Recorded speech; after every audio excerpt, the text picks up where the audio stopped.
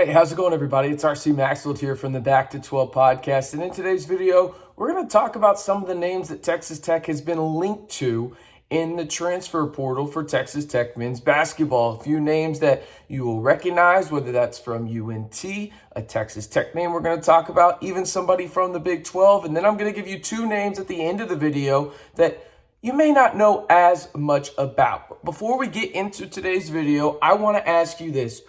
Which transfer do you want Texas Tech to land most?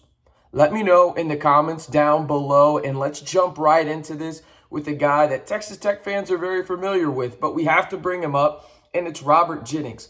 I want to first say this about Robert Jennings. He has done his recruitment the absolutely correct way, in my opinion, where he's gone out, he's met with teams that aren't Texas Tech, waited for the head coach, then put his name back and said, hey, I still could potentially come back to Texas Tech, right? Has him in the top five. The other schools that are in the top five for him include Maryland, St. Louis, Utah, and Virginia. He has Virginia officially scheduled as an official visit for April 14th through the 16th. So this may take a little bit of time, but I do think that there is a solid chance that Robert Jennings does return to the 806, and I'd be all about it. I think he would be phenomenal in the defensive scheme of Grant McCasland, and I think Grant McCaslin would get the absolute most out of Robert Jennings, who flashed at some points as a true freshman for the Red Raiders last season. Another familiar name that has been linked to Texas Tech, and he's got countless other schools in the mix as well, including the Red Raiders, is Caleb Grill, the Iowa State guard. And listen, we know he's an elite shooter. He was dismissed, from the Cyclones for failing to meet expectations. Take that for what you will. But he did shoot nearly 37% from three last year on 6 attempts, right? He knows the Big 12 very well, and Texas Tech fans know him very well because of the game he had out in the 806 as a member of the Cyclones. And listen, he would be an instant impact player for Texas Tech, whether that's in the starting lineup as an elite bench scorer, whatever it may be, he would have an instant impact for Grant McCasland and the Red Raiders. Other schools in the mix for him include damn near every school in the country, it feels like, but here are the ones that are heavily linked to him, including Texas Tech, Missouri, Colorado, Arkansas, Wichita State, Minnesota, Virginia Tech, Tennessee, and West Virginia. So a couple of SEC schools in there, as well as a couple of Big 12 schools. Now we move on to another name that it was always going to be heavily linked to Texas Tech because of who they hired as their new head coach and some of the guys that they're bringing in, including Matt Breyer as the head coach or as an assistant coach potentially, and Chokey as well, Coach AC, right? Obviously, Tyler Perry, right? And he's familiar with Grant McCaslin, and he's the Conference USA Player of the Year this past season, a bucket getter, and really true. It's truest form, right? Like, this guy is an absolute dog. He's everything that Texas Tech wants to stand for as a program, not only on the court, but probably even more importantly off the court, where he is highly charitable, always trying to get back to the community that he's in. Countless videos on YouTube talking about that and his impact in the Denton community while he was there at North Texas. He has put his name in the NBA draft, but he does keep his eligibility while doing it. So he enters the portal in the NBA draft process, going through that, and a ton of schools are going to go after him, right? Let's just be honest about it. Every school in the country should be probably talking to Tyler Perry when it's all said and done, but there is that connection with Grant McCasland. I hear some people's complaints where they're going after so many small guards. What are they going to do? Well, it worked out for North Texas last year. They had a couple of smaller guards, a couple of guys in their backcourt that were 6'3" and smaller. Worked out well. Will it work out in the Big 12? Who knows? Who knows if Tyler Perry even comes to Texas Tech? But he will be heavily in the mix, and his name will be linked to Texas Tech until he makes the decision to go elsewhere or to go out to the 806. I do want to ask this, though. Do you want Texas Tech to land Tyler Perry? Y for yes, N for no down in the comments. I think it's very simple. I would obviously say yes, he's a good player, but I also get the concerns about smaller guards on your roster, especially if you keep Pop, especially if you keep Devion. And then you add Tyler Perry to the mix, and then you got Lamar off the bench. You got three small guards. Lamar's a big guy. He's 6'4", 6'5", so he could get away with it. But three smaller guards would be interesting to see how they navigate that potentially. All right.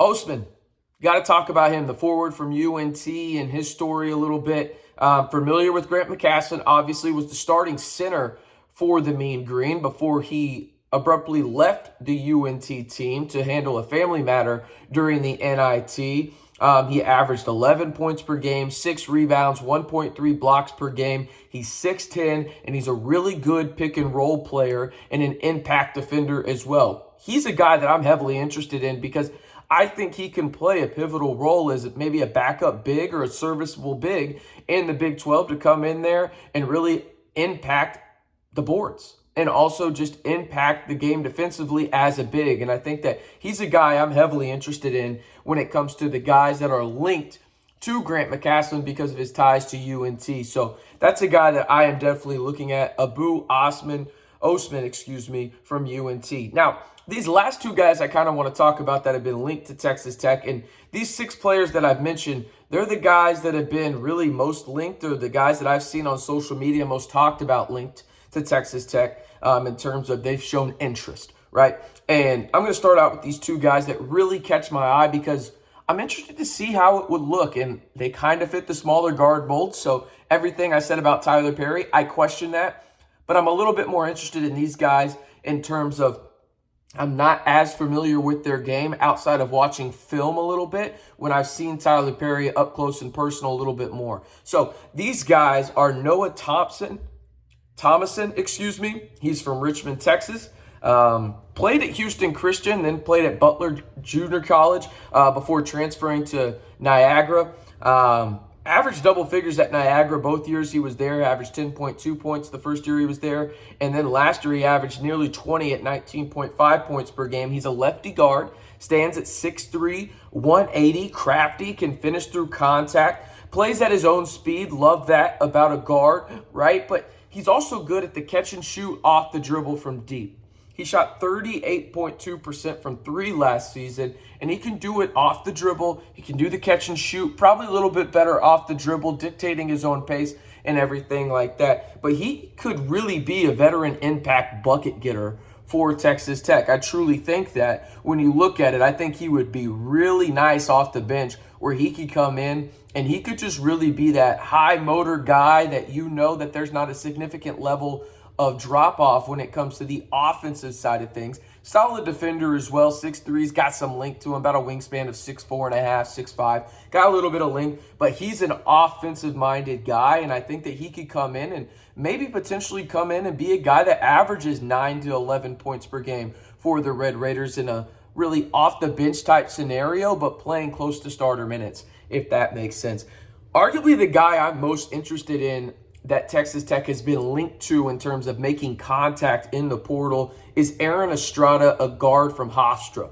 And he is the 2-time Colonial Athletic Association Player of the Year, and he is an absolute bucket. Averaged 25 and 5 last year across the board, has averaged 18.5 points per game or more at Hofstra. Oh, and by the way, he has Power 6 experience, played at Oregon before his time at Hofstra, and played at St. Peter's before that. So this would be his 4th school in 5 years. He would be a super senior at that point, or a grad transfer, excuse me. But he has high major experience. Like I said, he's a crafty lefty. Again, a bunch of lefties on this list that they're targeting. And he's a good shooter off the dribble and maybe even better off the catch and shoot, right? And that's something that I think Texas Tech has needed. He's 6'3", again, crafty, about 6'5" wingspan, close to 200 pounds, about 185, but he has that experience where he can be the lead guard or he can play off ball, has some switchability on the defensive end as well, but he understands spacing well. He shot 37% from 3 last year.